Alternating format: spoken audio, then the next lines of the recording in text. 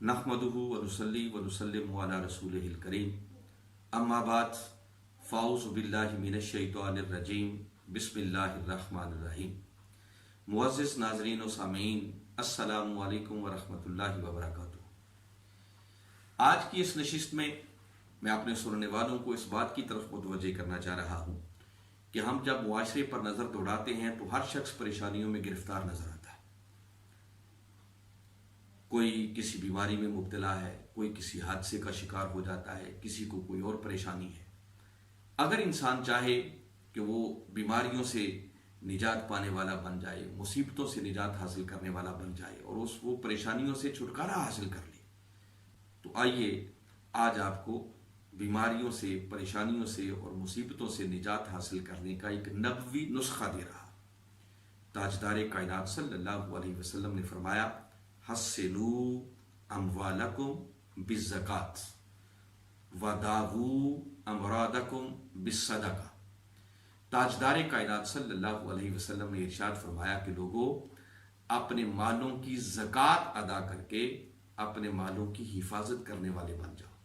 वदावू अमरादकुम बिस्सदका, और फरमाया सदका देकर अपनी बीमारियों का इलाज करने वाले बन जाओ। और तीसरी बात ताजदार कायनात सल्लल्लाहु अलैहि वसल्लम ने आगे एक और फरमाई कि मुसीबतों का और बलाओं का दुआ और अल्लाह के हुजूर गिड़गिड़ा कर खुशियत के साथ उसी बारगाह में हाजिर होकर मुकाबला करने वाले बन जाओ। नाज़रीन मुकर्रम, एक तो इस बात को अपने मन की तख्तियों पर नोट कर ले कि जिस तरह कुरान की बात को कोई शख्स रद्द नहीं कर सकता, उसी तरह साहिबे कुरान यानी ताजदार कायनात सल्लल्लाहु अलैहि वसल्लम की जुबान अक़दस से निकली हुई बात को भी कोई शख्स रद्द नहीं कर सकता है। जिसने मेरे आका की जुबान अक़दस से निकली हुई बात में शक भी किया, वो दायरा ईमान से खारिज हो जाएगा, वो अपने ईमान से भी हाथ धो बैठेगा। अब कमली वाले आका सल्लल्लाहु अलैहि वसल्लम फरमा रहे हैं, हस्सिनू अमवालकुम बिज़्ज़कात, कि लोगों ज़कात अदा करके अपने मालों की हिफाजत करने वाले बन जाओ। गोया जो शख्स अपने माल की ज़कात अदा कर देता है तो इस ज़कात की अदायगी की वजह से अल्लाह ताला उसके बकिया माल को महफूज बना देता है। उसके बकिया माल में फिर किसी नुकसान का कोई अंदेशा नहीं रहता। और आगे कमली वाले आका सल्लल्लाहु अलैहि वसल्लम फरमा रहे हैं, वदावू अमरादकुम बिस्सदका, और लोगों सदका के जरिए अपनी बीमारियों का इलाज करने वाले बन जाओ। मैं हॉस्पिटल में जाने को, डॉक्टर के पास जाने से मना नहीं कर रहा, वो एक सुन्नत तरीका है, वो भी करना चाहिए, मगर ताजदार कायनात सल्लल्लाहु अलैहि वसल्लम की इस इरशाद गिरामी पर भी हमें गौर करने की जरूरत है कि मेरे आका कितना आसान नुस्खा दे रहे हैं कि लोगों, अगर अपनी बीमारियों का इलाज चाहते हो कि तुम्हारी बीमारियों का इलाज हो जाए, तो बीमारियों का इलाज आसान ये है कि तुम अपने मालों में से सदका देने वाले बन जाओ, गरीबों की मदद करने वाले बन जाओ। जब कोई शख्स सदका करता है, खैरात करता है, तो अल्लाह उसे बड़ी बड़ी बीमारियों से महफूज कर लेता है। और अगर हम मुसीबतों को, बलाओं का मुकाबला करना चाहते हैं, तो फिर अल्लाह के हुजूर खशियत के साथ रोकर गिड़गिड़ा कर दुआ मांगनी चाहिए। जब बंदा रोकर गिड़गिड़ा कर अल्लाह की बारगाह में दुआ करता है, तो फिर बड़ी से बड़ी मुसीबत भी उसको परेशान नहीं कर सकती, बल्कि इंसान उसमें भी फिर हज लेता है और मौला की रजा की खातिर उसमें भी एक फर्क महसूस करता है। गोया आका की इस हदीस मुबारक पर अगर गौर करें तो हम अपनी बीमारियों से, परेशानियों से अगर निजात चाहते हैं, हादसात से निजात चाहते हैं, तो उसका हल ये है कि हम अल्लाह के दिए हुए माल में से ज़कात की शक्ल में, सदका की शक्ल में देने वाले बन जाए। और सदका एक ऐसा अमल है कि ये छोटी मोटी किसी बीमारी का खत्म हो जाना, किसी मुसीबत का टल जाना, ये तो बात ही कुछ नहीं है। सदका इतना बड़ा अमल है कि सदका मौत जैसी मुसीबत को भी टाल देता है। यह भी ताजदार कायनात सल्लल्लाहु अलैहि वसल्लम की हदीस मुबारक है। सहाबा इकराम बैठे हैं, मेरे आका जलवा अफरोज हैं, और आका सहाबा इकराम को बता रहे हैं कि साबका किसी नबी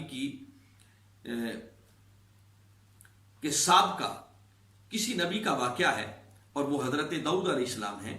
वो एक दिन अपने सहाबा में बैठे थे कि ऐसे में इज़राइल अलैहिस्सलाम, मलकुल मौत, वो आपकी खिदमत में हाजिर हुए और अर्ज करने लगे कि अल्लाह के नबी, ये जो एक नौजवान आपकी मजलिस में बैठा है, 3 दिन के बाद इसकी रूह कब्ज कर ली जाएगी, इसका आखिरी वक्त आ जाएगा।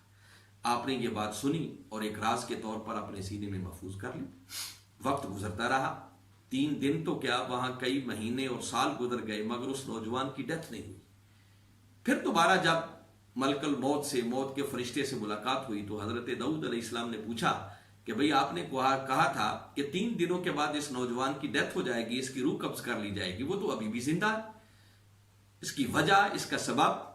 تو موت کا فرشتہ آگے سے عرض کرتا ہے کہ اللہ کے نبی، بات جو میں نے کی تھی وہ حق تھی، تقدیر میں یہی لکھا تھا، مگر ہوا یوں کہ جب یہ آپ کی مجلس سے اٹھا تو اس وقت اس کی جیب میں، اس کی پاکٹ میں 20 درہم تھے، 20 دینار تھے، یا جو کرنسی بھی اس دور کی تھی، آپ مثال کے طور پر سمجھ لیں کہ 20 روپے تھے۔ تو فرمایا کہ اس نوجوان نے وہ 20 روپے یا 20 درہم یا 20 دینار جو بھی کرنسی تھی وہ اللہ کی راہ میں صدقہ کر دیا۔ فرمایا بس وہ صدقہ کرنے کی دیر تھی کہ اللہ نے اس نوجوان کی عمر میں 20 سالوں کا اضافہ کر دیا۔ تو ناظرین مکرم ذرا چشم تصور میں لائیں کہ اگر 20 روپے انسان صدقہ کر دے اور پیچھے نیت کا اخلاص موجود ہو تو یہ اتنا بڑا عمل ہے کہ اللہ اس عمل کے صدقے بندے کی عمر میں بھی برکت عطا کر دیتا ہے۔ اور میں پھر بتا رہا ہوں کہ ان باتوں کو لائٹلی نہ لیں، یہ کوئی قصہ کہانی نہیں، خود تاجدار کائنات صلی اللہ علیہ وسلم کا فرمان ہے۔